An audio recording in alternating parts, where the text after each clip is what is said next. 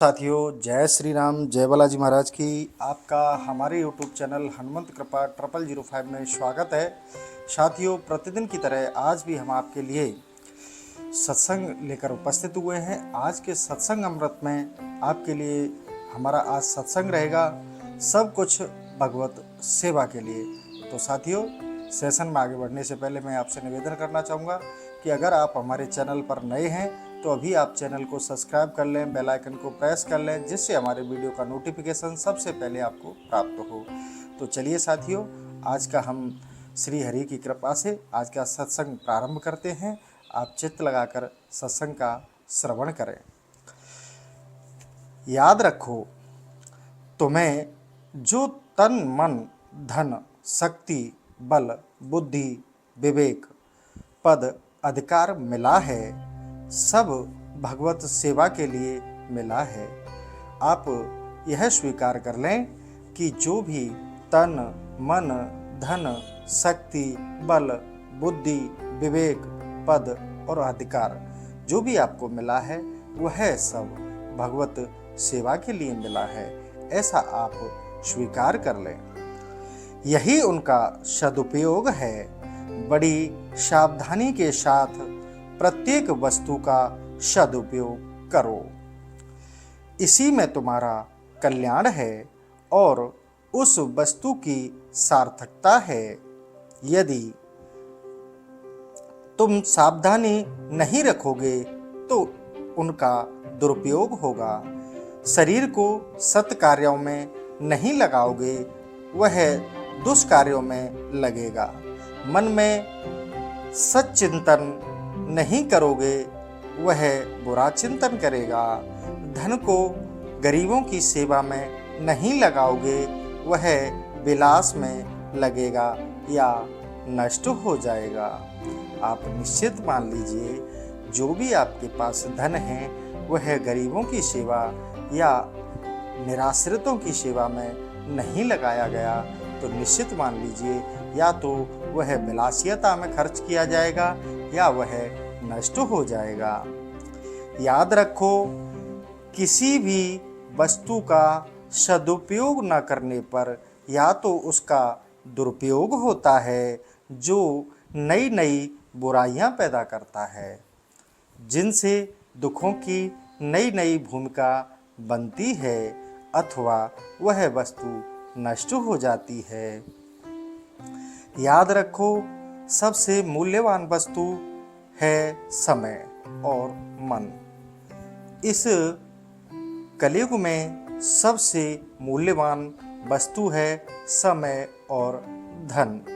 इन दोनों को सावधानी के साथ निरंतर भगवत सेवा परमार्थ साधन ऊंचे उठाने वाले कार्यों में लगाए रखें। न व्यर्थ खोहें न प्रमाद करो।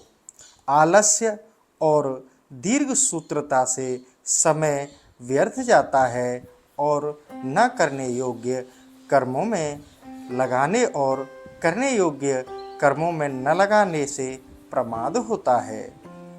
इसी प्रकार मन में भगवत चिंतन या शुभ चिंतन न करके जगत चिंतन करने से उसका व्यर्थ उपयोग होता है और पाप या अशुभ चिंतन से प्रमाद होता है।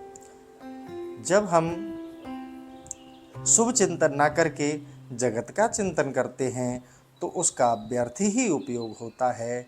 यह कटु सत्य है और पाप का या अशुभ चिंतन से प्रमाद होता है। समय के एक एक क्षण को भगवान की सेवा हेतु सत्कार्य में नियुक्त रखो और मन को व्यर्थ चिंतन और असत चिंतन से बचाकर नित्य निरंतर शुभ चिंतन या भगवत चिंतन में लगाए रखो। यही समय और मन का सदुपयोग है। याद रखो, जो वस्तु भगवान की सेवा के निमित्त लगकर सदुपयोग में आ गई है, वह तुम्हारी हो गई है। तो साथियों, जो वस्तु भगवत सेवा के निमित्त लगकर सदुपयोग में आई है, वह तुम्हारी हो गई है। जो धन सेवा में लग गया है वह तुम्हारा हो गया है। जीवन का जो समय भगवत चिंतन में लग गया है वह तुम्हारा हो गया है।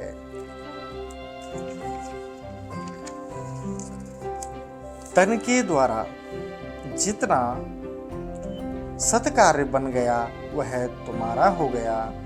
जो आपके शरीर के द्वारा जितना सत्कार्य किया गया, अच्छा कार्य किया गया है, वह भी तुम्हारा ही हो गया।